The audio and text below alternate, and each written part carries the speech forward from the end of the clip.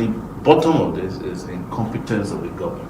If the government is competent, if you have evidence against anyone, that he will not act in the interest of justice. I know the presidency denied having knowledge of this. Because it's a bifurcated presidency, and the presidency tatters.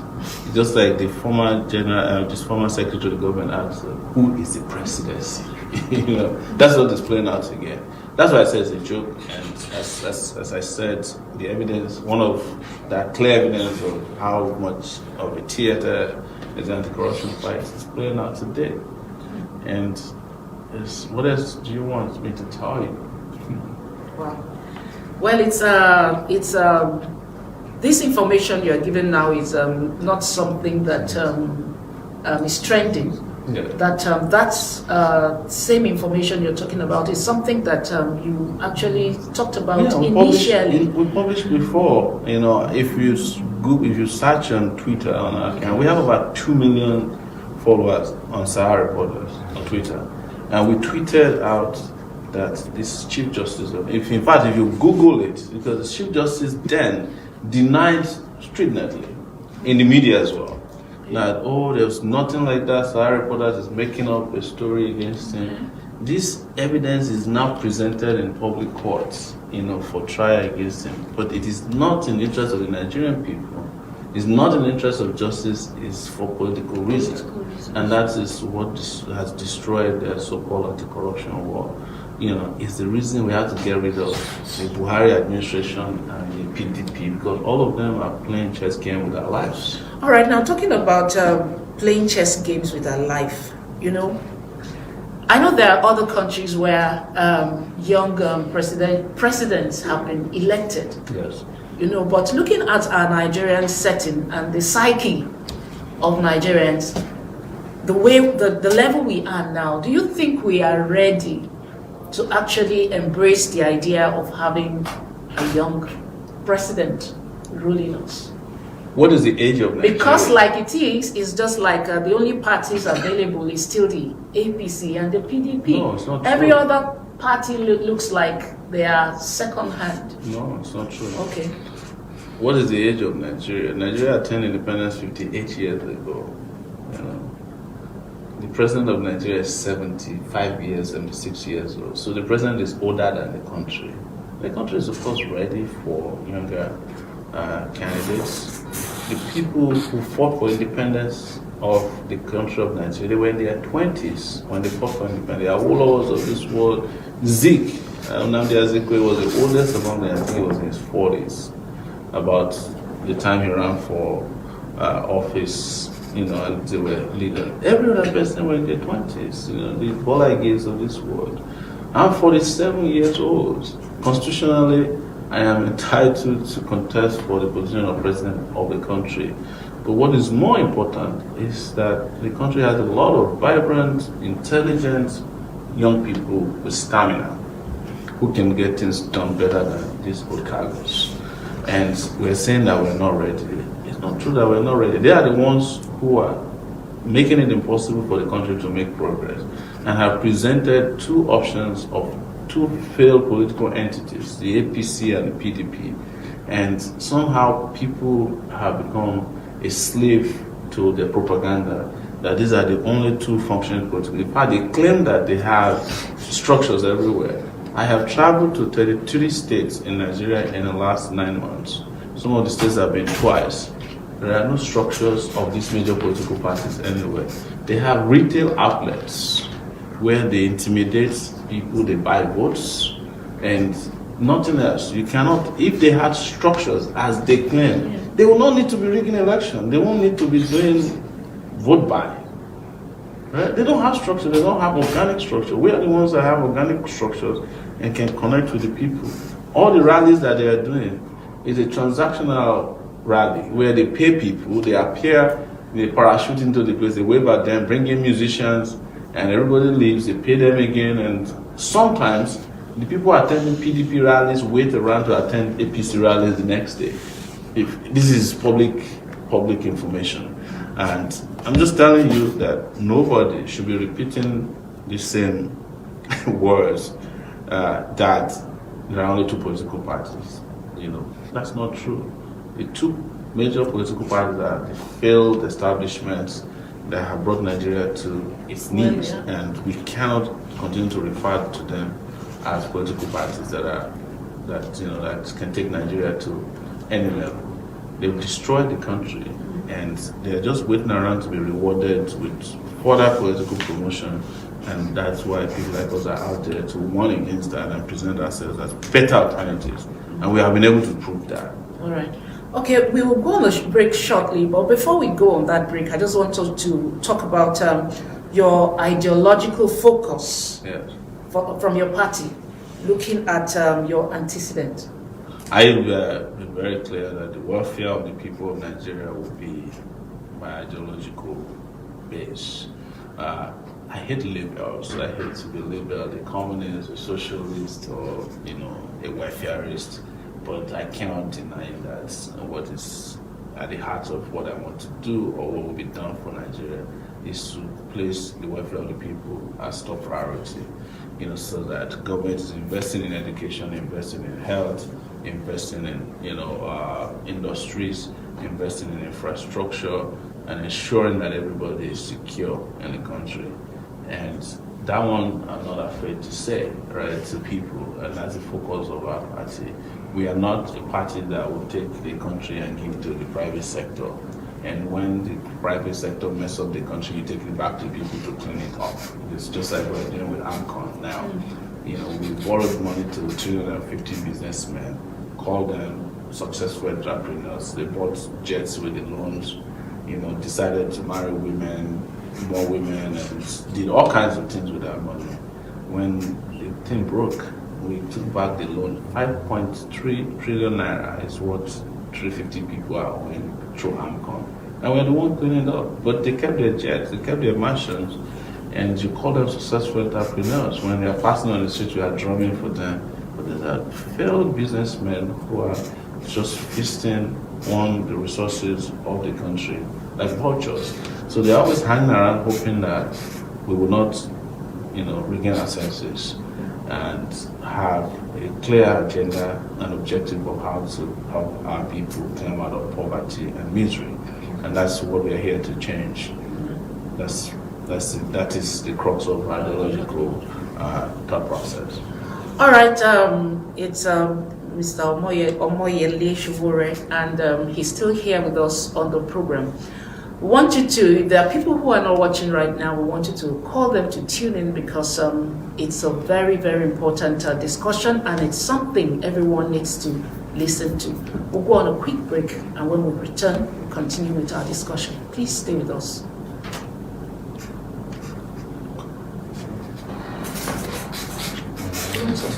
No, yeah, coffee.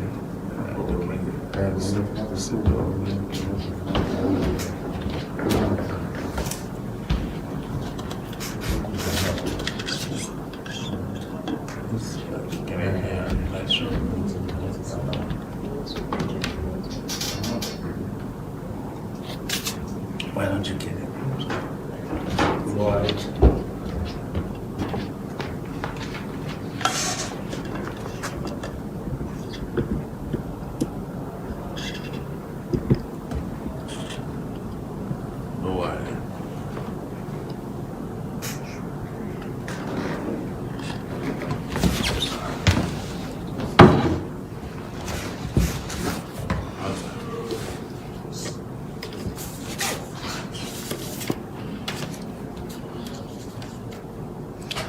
Welcome back. Our guest is still Mr. Omoyele Sowore, the presidential candidate for African Action Congress, AAC. All right, let me ask you, what actually motivated you to go into politics? Because you are a journalist? Well, or one of your... Journalism happens to be one of your strong areas. Yes, I have resisted publicly attempt to classify or categorize me as a journalist. And I do it out of respect for people who went to journalism schools and obtained degrees and have a professional calling. Mine is a cause, and that is to empower citizens by ensuring that they participate in sharing information, to expand their democratic space and fundamental rights. And this one is enshrined even in the Declaration, the United Nations Declaration for Human Rights, which Article 19 gives you permission to collect and share information that as a right, as more of a right. So, but I have always been in politics. I've been a political activist my entire life. I have only just now been in partisan politics. You know, when I say partisan politics, I think that's phone ringing in the corner there. Yes. All right, please go on. Yes. So I've not been in partisan politics. I joined a political party before until until last year when we formed our own political party, the African Action Congress. So my motivation has always been the same, that, you know, politics don't have to cripple people. Governments don't have to act against the interests of the public. And I've been on the front lines fighting to ensure that government is always doing what is right by the people. And this time around, I just felt like the more you stand on the sidelines complaining, you know, the more terrible people get elected into office, and you keep complaining they don't change because they don't listen to you, and they don't care about you. And for you to get to that point where, you know, politics is serving the interests of a majority, you have to come and present your credentials. And I've looked at all our leaders in the last 30 years of my political engagement. I found all of them deficient for the same reasons, that they do not emerge from a place of purpose. You know, they're not equipped, they're incompetent, and there's always a cabal out there who have bonded together, starting from the days of the military when they retired, they didn't leave the country. And they're the ones recycling themselves and recycling the same failed people to occupy our political space. And we must end that. We don't have any excuses anymore. Okay, you personify the youth of the country. Yeah. Now, we have so many of our youths going out in their millions in search of greener pastures. Yes. You are one of them. Yes. Because from your profile, you studied in America and other countries of the world. All right. What will your party do to stop this trend?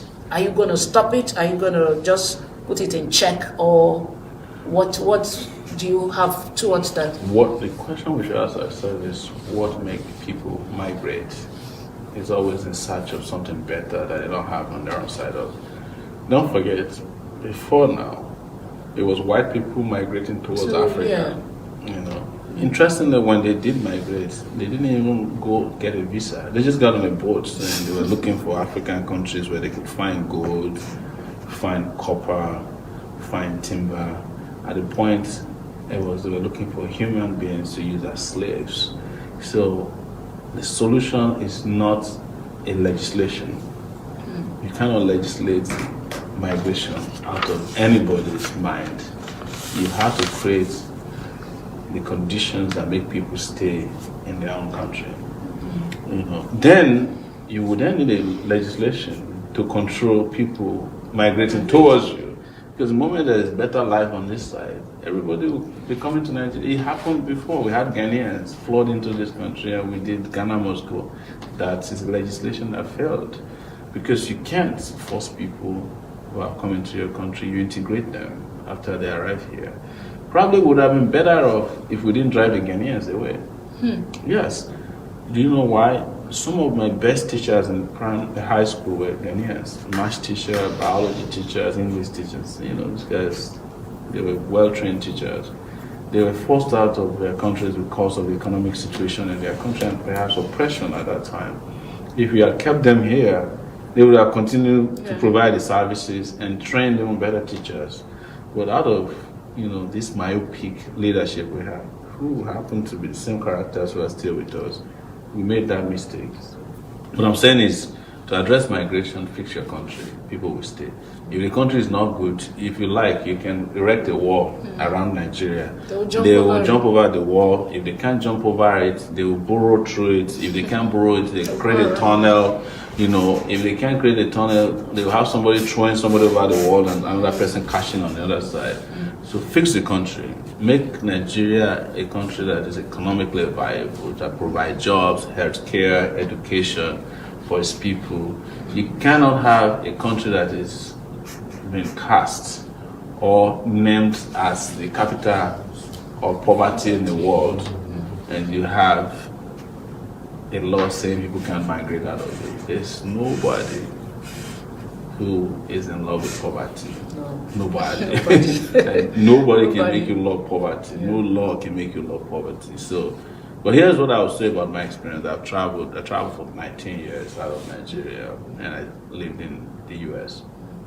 You know, there's no place like home. No place like home. And at the end of the day, you are part of the external statistics of migrants. You know.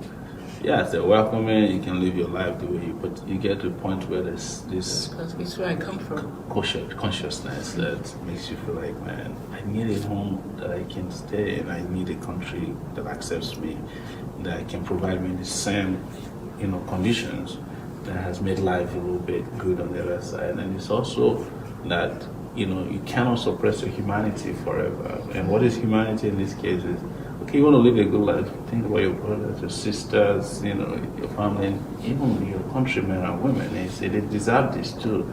So part of it is always like, there's this pull to bring back the ideas, that you've gathered somewhere and bring it back home. And nobody, I can tell you, categorically, there's nobody who is in love with this country right now more than Nigerians who are outside the country. I'm not saying people who are at home here don't love Nigeria, but people outside really want Nigeria to get it right so that they can come back home. All right, there's so much to say about our polity, Nigeria, because so many things are ongoing right now. But let's just see how far we can go before our time is up. Yeah. Well, since independence, Nigeria has been bedeviled with ethnicity, nepotism, tribalism, and others. Now, how can Nigeria come out of this? Now, this is your vision. Yes. I understand that we have different ethnic groups. We can't wish them away. And the level of divide amongst us now is greater than it used to be. What you must understand is that all of these fissures, divisions, cleavages, they play into the agenda of the political class. When it is time to share Nigeria's resources, wealth, there is no ethnicity. There's no Yoruba, there's Hausa. They speak the language of greed. They share it. They marry into families so that they keep, stolen wealth within this special population of greedy people. But when it is time to get the people divided, the true ethnicity are there. They suddenly let you remember that you are Yoruba, you are Hausa, but you ask yourself, what is the ethnicity right now? What is one thing that binds all of us together? Poverty, starvation, penury. That's our ethnicity, And what they make you hold on to as your ethnicity is what they themselves repudiate. Because you cannot find a rich man who is sending their children to an ethnic school. They send them to international schools, They send them to London. You can't find Buhari's children in Amajiri schools, even though he's a religious fanatic in reality. You can't find Atiku's children in Amajiri schools. No, they send them to schools that are not ethnic in nature. But when it is time to address Nigerians, of course, it's time to tell you that, you are Hausa, that's why you are being persecuted, that's why I'm being persecuted. It's part of the divisive politics.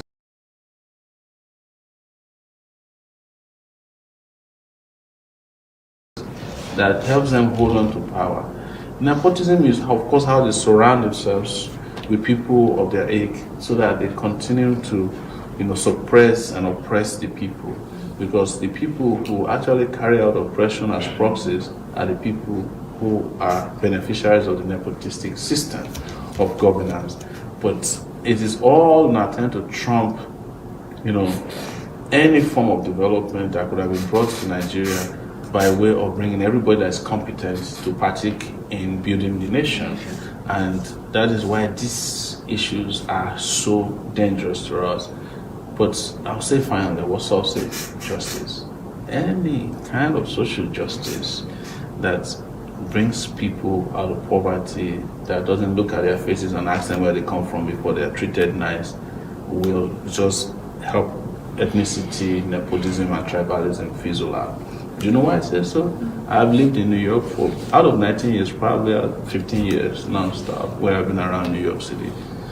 There is no city in the world that has the biggest ethnic mix like New York. If you meet one person is Nigerian, the next person is Kenyan, is Italian, is an African, is a Danish, is English, but nobody is going around saying, oh, I want to go to my ethnic bank to go and bank, or I want to work in my ethnic company. The most important thing is that you work, you get paid, you live a good life. Maybe once in a while you remember your ethnic background, for other reasons of cultural support. That is not to say that there are no Chinese neighborhoods or Korean neighborhoods, but those things have both social and economic settings, right?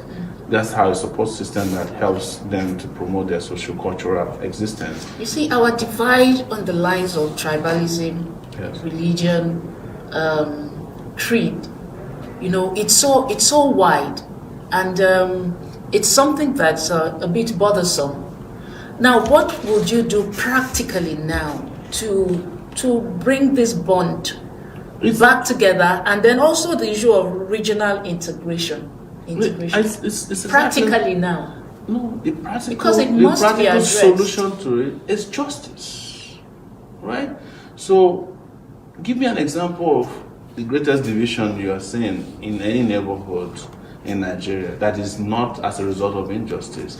Nigerians used to be one people, but war came and divided us.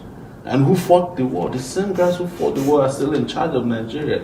And they still have that civil war mentality, You cannot go out there and shoot some ethnic group, create 3 million of them, and one day you come around and say nobody was conquered. So what you're saying, we need fresh minds. Exactly. Okay. So until we have fresh minds who understand the essence of cohesion. So every other thing we are doing to bring people together, unity schools, National Orientation Agency propaganda, is not going to help until food that is not ethnic in nature is entering people's stomach. Job that is not ethnic in nature is going to people, that people can get job and they don't get to the final interview and suddenly you say, oh, you are Igbo.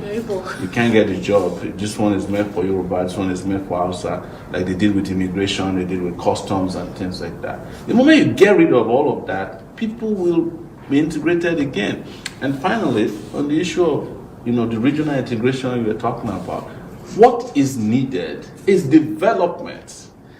How do you integrate regions when there's no road that link one region to the other? What we want to do is to have an interstate highway system in Nigeria that cuts through all the six geopolitical zones, with a dual carriageway. So if I want to travel to Enugu and I can get to Enugu in 4 or 5 hours, that is regional integration. It means that I can do business in Enugu, come back to Lagos safe, or I can clear my goods out of Port Harcourt port without the thinking that, if the Port Harcourt port is working, the Igbos will be too economically powerful, so let's keep them suffering in Lagos. These are the issues that nobody wants to talk about, but that is what is the underpinning, the underlying reasons why so many of these policies that have failed Nigeria is being perpetuated. People have a mindset that certain regions should be held back, certain individuals should not be allowed, certain ethnic groups should not take it, and when another ethnic group gets there, they take care of one ethnic group, and everybody is just ethnicizing what should have been a national government. That's the problem. And except you have people who don't have those kind of mindsets, who are not stuck in those kind of mindsets, Nigeria is moving nowhere. I don't have any ethnic bone in my body. I don't have any nepotistic conduct or behavior. I believe that Nigeria can work, and that's the reason I'm presenting myself as president, and I've traveled to 33 states. And guess what? people showed us love everywhere we went, including Lafayette, Makurdi. We went to Jos. We went to all the places. Nobody asked me about my ethnicity. Nobody asked me about my religion. Because they know that I don't have that kind of mindset. They can smell it when they see you. Oh, they can smell it. Yes. All right. We'll take another quick break, and when we come back, we'll still have Mr. Sowore here with us. We'll be right back. Is it a perfume? It is. Trust me. So they can smell it. They can smell it. They know these things. They know it. They know the ethnic bigots in our midst. They know the religious fanatics in our midst. Welcome, sir. I've never seen this in the last 10 years. Sir? Traffic, right? Traffic for Wow. 4 hours. In this Lagos? Yes. Wow, that's crazy. How have you been? How? Have you been? We had to get on the show the other time, right? No, On that side. no, it's not the no. one. Oh, okay. No. I'm sorry about But I've been itching. I actually missed this. Yeah, it's a co-presenter. Yeah, you Supposed to announced together. them, yeah. That's good. Thank you.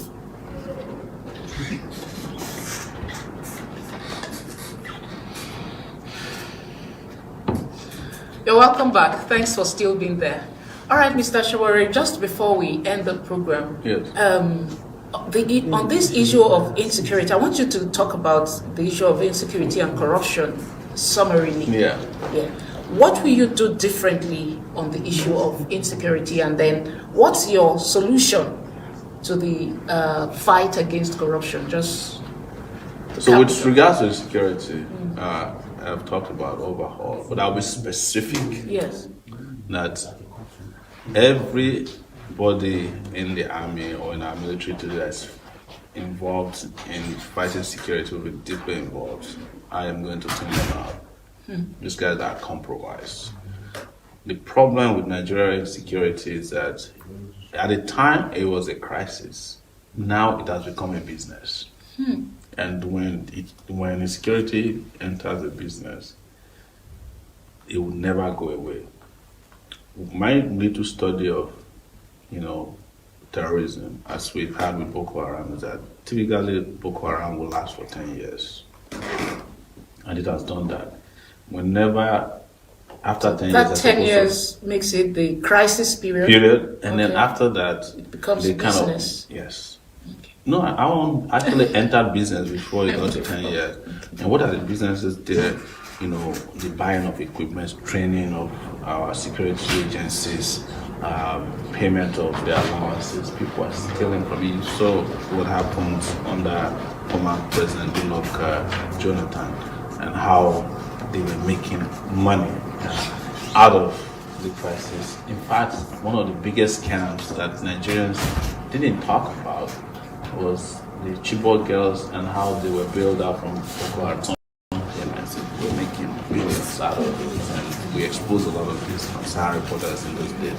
So you have to get rid of all these hands, and you have to then bring a new crop of officers who are eager to fight and end the terrorism. And when it comes to corruption, my agenda is, or our own agenda in our party is very simple.